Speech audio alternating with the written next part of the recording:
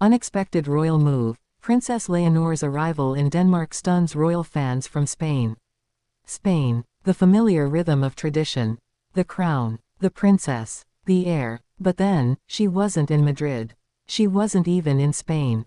Instead, Denmark. Princess Leonor. A royal move that nobody saw coming. And now, questions explode. Why Denmark? Why now? And what does it mean for Spain? This is not just a trip. This is not just diplomacy. This is a chapter in royal history unfolding before our eyes. Princess Leonor, the young heir, just stepping into adulthood, has suddenly crossed borders, physically and symbolically. Royal watchers are stunned. Spanish fans are unsettled. Danish fans, intrigued. And the royal world, completely shaken. But what truly lies beneath this unexpected royal move? To answer that, we need to begin with the heart of the story, Leonor herself. She turned 18 not long ago, stepping into her constitutional duties as heir to the Spanish throne. Her oath in the parliament was a defining moment, her voice clear, her presence powerful, her commitment unmistakable. Spain celebrated her as the young future queen, ready to take on responsibility. So why Denmark? Some say, education. Princess Leonor is deeply committed to her studies, blending military training with international exposure. Denmark offers elite academic programs that emphasize diplomacy, international cooperation, and leadership. Was this journey part of a carefully designed plan to prepare her for global leadership? Others whisper, romance. For months, quiet speculation has circled. Is there a young royal connection? A spark between Leonor and a member of Denmark's royal family? The thought electrifies fans, because a love story between two European heirs would not just be personal, it would be political, historical, and deeply symbolic. But before we dive into whispers of love, we must understand the roots of royal diplomacy. Spain and Denmark share centuries of interconnected history, marriages, alliances, treaties. Royal bloodlines intertwine across Europe, weaving invisible threads of power. Leonor's presence in Denmark may be far more than a casual visit. It may be a deliberate signal, Spain reaching toward a deeper bond with the Danish crown. Still, questions remain. Why now, when Spain itself faces social unrest and political tension? Could Leonor's move abroad be an intentional distancing? A way to grow her identity outside of her father's shadow, King Felipe VI, while also preparing for the globalized role of a 21st-century monarch?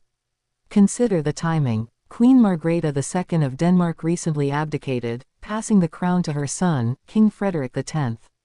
The Danish royal house is in a transition of its own, balancing tradition with modern challenges.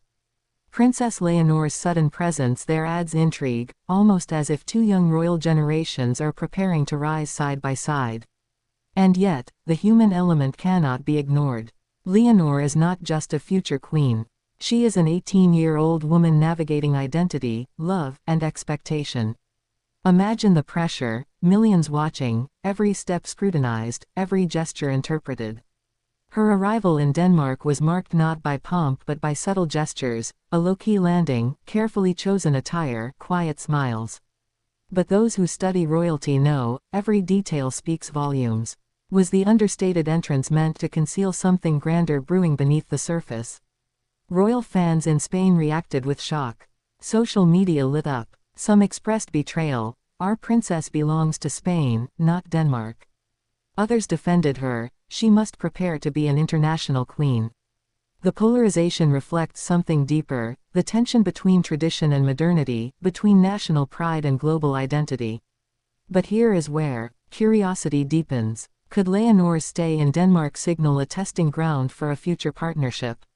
Not just between nations, but perhaps between heirs. The Danish royal family has young figures close in age. A connection, whether friendship or romance, would ripple across Europe. Of course, history has shown us that royal marriages shape the destiny of nations. Consider Spain's past, alliances forged through unions, dynasties intertwined across borders. Could Leonor's heart be the key to Spain's next great royal chapter? Yet even as we chase whispers of love, we must remember, every royal move is calculated. If this trip were simply personal, it would have been hidden. The fact that the world knows about it suggests intention. Transparency, yes, but also symbolism. Leonor's presence in Denmark could symbolize openness to a new era of cooperation, military, diplomatic, cultural. Spain, after all, needs to secure its place in a shifting Europe. With global crises pressing, young heirs like Leonor will not merely inherit crowns. They will inherit responsibilities that transcend borders. Still, the emotional core remains. Imagine being Leonor, uprooted, sent abroad, navigating duty and heart, and all while the Spanish people cling to every step she takes. Her move may also reflect something personal within the Spanish royal family. For years, tension has simmered quietly. Queen Letizia, Leonor's mother, is known to be protective, modern, and sometimes controversial. King Felipe, disciplined and measured, is determined to stabilize the monarchy after the scandals of his father, Juan Carlos. Could Denmark be Leonor's way of stepping outside family dynamics, carving her own destiny while balancing loyalty to her parents? And let's not forget Infanta Sofia, Leonor's younger sister. How does she fit into this puzzle? Will Sofia remain Spain's anchor while Leonor expands Spain's reach abroad? Or could sibling dynamics complicate the story, as often happens in royal families where roles are unequal but expectations are high? The deeper we go, the more the loops of curiosity tighten. Was this move orchestrated by Spain's royal court as a strategic step? Or was it Leonor's own insistence, a young woman demanding to shape her path, not merely inherit it? Royal historians point out that such unexpected moves often foreshadow bigger announcements. Could Denmark be the stage where Leonor begins to reveal not just her presence but her future? A romance, a new alliance, a bold declaration of independence. And yet, the beauty of this story is its uncertainty. Fans in Spain wait. Denmark watches. The world speculates. But only Leonor knows the full truth behind her sudden arrival. What we do know is this: a princess stepped into Denmark, and with her step, she shook Spain. She reminded us that royalty is not static. It is alive, breathing, shifting with each decision, each journey, each glance. Her arrival was not just a trip. It was a statement. And statements, in royalty, are rarely accidental. So we end where we began. Spain expected tradition. Instead, Denmark. Fans expected stability. Instead, shock. And the world expected silence. Instead, we are left with whispers, questions, and a story still unfolding. Because Princess Leonor's move is not the end. It is the beginning of something far greater. And we will be watching.